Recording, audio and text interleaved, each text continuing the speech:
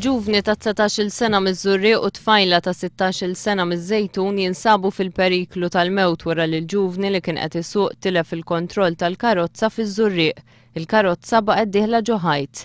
Fil-karozza tat-tip Peugeot 306 kien hemm b'kollox 4 passiġġieri.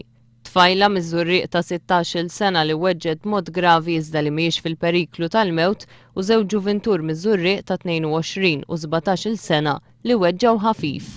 Somalu ta' 28 sena residenti ħal-Balzan weġġa b'mod gravi wara li qala diversi daqqiet tarma matul il-lejl li għadda fil-Ħamrun.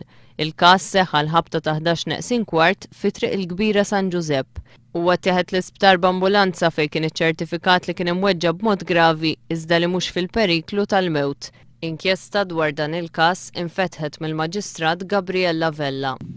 Il-Kunsilli Lokali ta' Marsaxlokk, Birzebbuġa u Żejtun jappellaw lil MEPA biex titlob lil Ena Malta tagħmel użu mill-gasoil sakemm il-power station ta' Dellimara tinbidel għal waħda li taħdem bil-gass. Dan għaliex l-użu tal-heavy fuel oil se jkompli jżid l-emissjonijiet li diġà huma ferm ogħla minn dak permess mill-Unjoni Ewropea.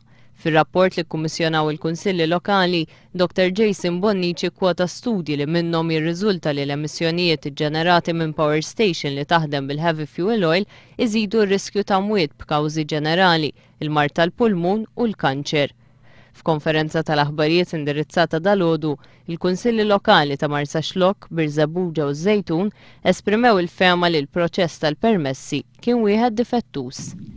Din il-ġimgħa markat l-ewwel stadju fil-proċess ta' modernizzar ta' pajjiżna bl-introduzzjoni ta' drittijiet ġodda lil persuni miż-żewġin.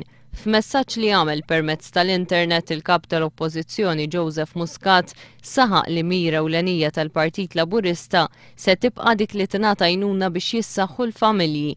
Joseph Muscat qal li minkejja li l-maġġoranza tal-poplu vvota favur id-dħul tad-divorzju responsabbli f'pajjiżna, il-Prim Ministru Lorenz Gonzi u l-Partit Nazzjonalista għadhom ma ġġornawx ruħhom għal din ir-realtà ġdida u għadhom jopponu d-divorzju.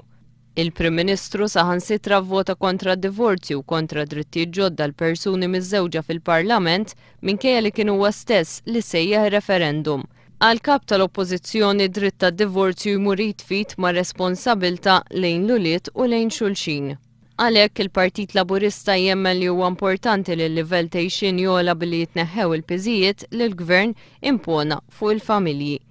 Dan huwa l-pajjiż li se nibnu, saħaq Joseph Muscat. Il-kap tal-Oppożizzjoni qal li għal dan lan il-Partit Laburista qed jistieden lil kull min irid joffri l-ideat tiegħu biex jagħmel dan billi jibgħat email fuq feedback@josephmuscat.com. Hekk kif kompla l-ġuri tat-tabib tal-kantant Michael Jackson, il-ġurija semet tal-ewwel darba recording tal-interrogazzjoni tat-tabib mill-pulizija jumejn wara l-mewt tal-kantant. It-tabib Conrad Murray instema jgħid kif tal il-kantant il-mediċina Propofol wara li Michael Jackson ma setax jorqod minkejja li kien diġà ħa xi mediċini oħra. It-tabib Conrad Murray qed ikun akkużat biqtil involontarju. Id-difiża qed tisħaq iżda li kien Michael Jackson innifsu li ħadd doża fatali.